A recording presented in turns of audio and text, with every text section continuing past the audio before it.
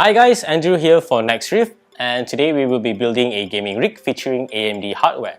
What we have here is a Ryzen 5 2600 and we will pair it with an RX 580 GPU over here. It's, in our opinion, one of the most value for money GPU you can get out there, and it's actually quite competitive against the Nvidia GTX 1060, so it'll be interesting to see how they stack up to that. Anyway, this will be a build guide, so we will show you how you build a PC from scratch. We will set up the motherboard, put it in the GPU and things like that, so it'll be a very fun thing to do. Alright, so this is the motherboard. We will start with this first. There are many different kinds of motherboards on the market, and this particular one is quite high-end, and what differentiates a high-end and a low-end motherboard is just the features that it has. Like for our one over here, it has RGB lighting, Wi-Fi and things like that. Alright, so let's start by installing the processor first. So what you will need to do is hold the processor on its side, and you're going to look for this small arrow over here. And what you need to do is you just find this arrow on the motherboard and line it up. So lift up this bar over here, line it up, it will just fall in on its own. Do not force it in because you do not want to do that. So once it's done, you just put this thing back down and that's it, you've installed the processor. Next is the fan, and for this build we're just going to use a stock cooler. If you want to overclock your CPU, obviously you need a better cooling solution like water cooling or a bigger fan. But for this, a stock cooler should be fine. So since it already has some brackets over here, we just need to remove it before we install the cooler.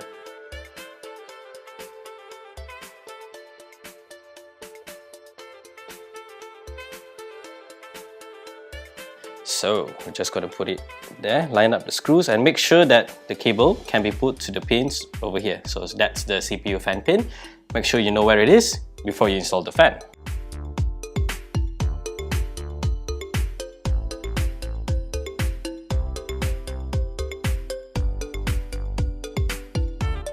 Right, so as you're tightening this, you'll know once you need to stop because it will stop rotating. So it's important to not over tighten them, so just be careful with that. So you're going to make sure that these things over here will line up with what the motherboard has. Make sure that it goes the right way. So that's the CPU done. So next, what you want to do is put on the RAM stick and make sure that they are put in alternate rows, because you do not want to put it side by side because then it's not in dual channel mode. So we put the first one over here, just open the sides here and slot it in. Once it's lined up, just give it a little bit of a push and it will click into place. So since we have the first one on the most right lane, we're going to alternate and skip a lane, put it on to the next one so that it is in dual channel.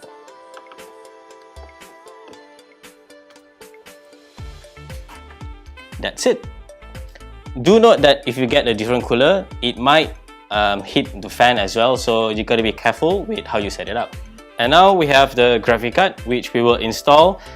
You don't usually do it in this step, but because this is a Ryzen processor, it doesn't have an integrated GPU. Not this one at least. So what we're gonna do is install the graphic card to make sure that this machine actually boots up first before we put it into the case, because otherwise, if you put it in the case and it doesn't boot up, you will have trouble troubleshooting.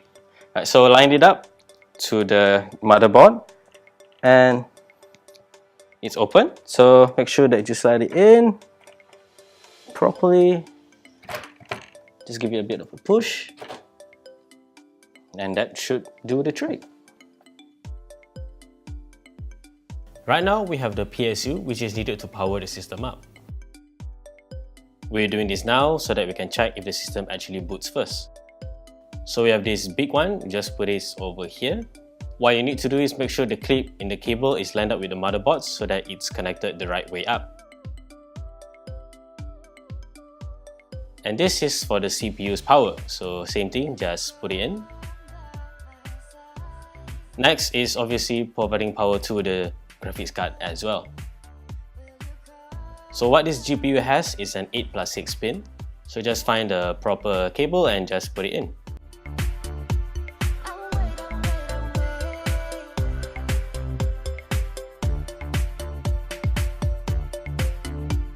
And connect this to the PSU.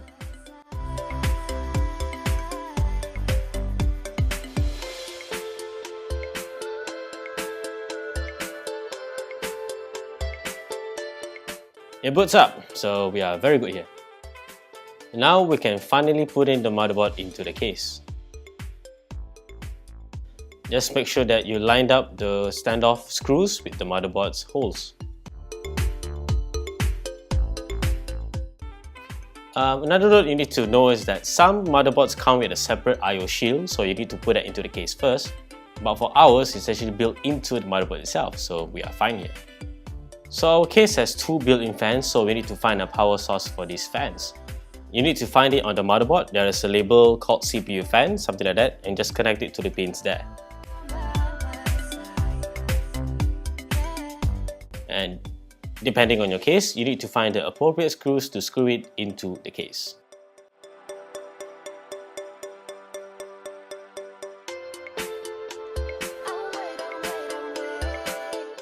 We're done screwing in the motherboard, so the next thing we have to do is installing the PSU into the case. Make sure that the fan is at the bottom of the case so that it can draw in cool air from the bottom, and make sure that the switch here is on the outside of the case. So just slide it in, just like so.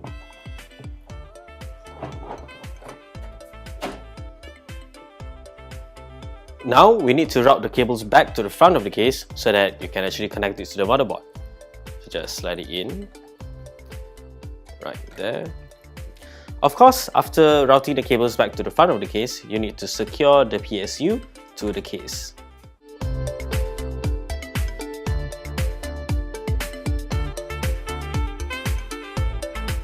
Now we are going to install the hard disk drive into the case. We are using a WD_BLUE 2TB drive. Make sure that it's connected to a bracket if you have one. You just gotta put it into the case, and also ensure that the ports are all facing outwards so that you can connect it afterwards. Just slide it in like so. That's it. And then we're gonna connect the power cable as well as the SATA drive to be routed to the motherboard in front.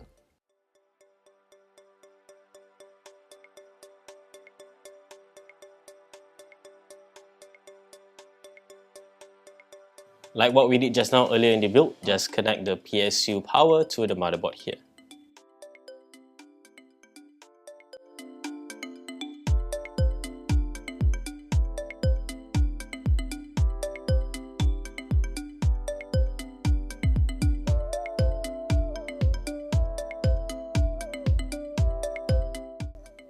That's done, and now we just need the CPU power.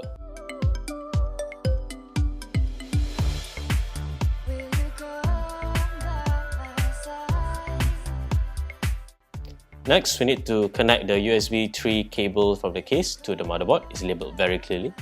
Find the appropriate label on the motherboard and just put it into it. And this is the audio, just again, it's very clearly labeled on the motherboard.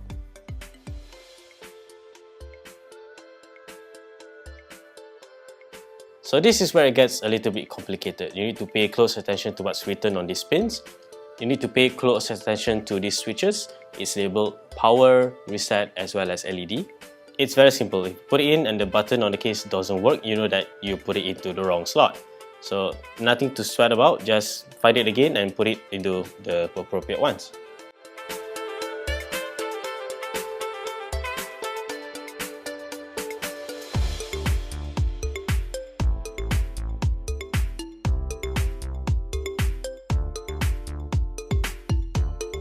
And finally, we need to put in the GPU, and depending on your case, you need to line up your GPU to the PCIe slot and see how many of those cages that you need to take out. I've measured, and we need to take about 2 of the brackets off to put in the GPU.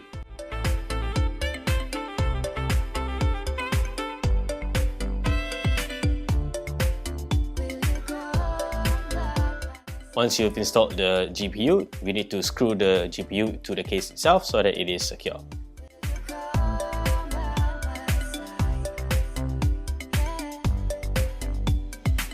And of course, providing power to the GPU with these cables from the PSU.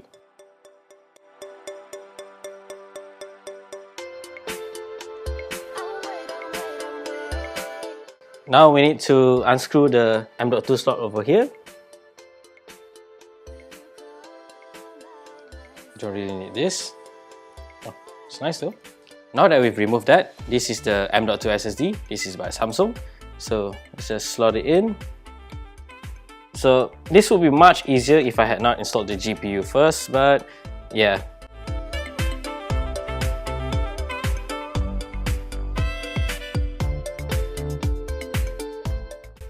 Now we need to screw it back in, and that will be done.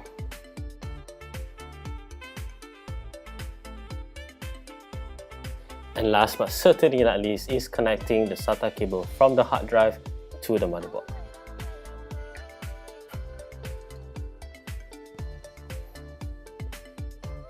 Now we're just gonna push the cables back so that it will be easier for us to manage the cables from the back of the case, and it also makes it look much neater than what it currently is.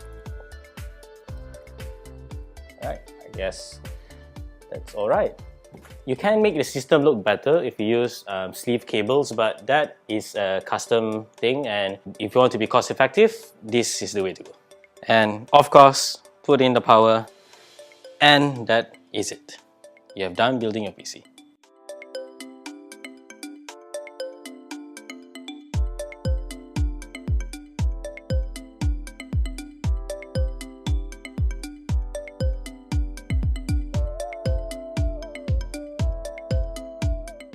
So that's how you build a PC from scratch. But this is only the hardware part of things.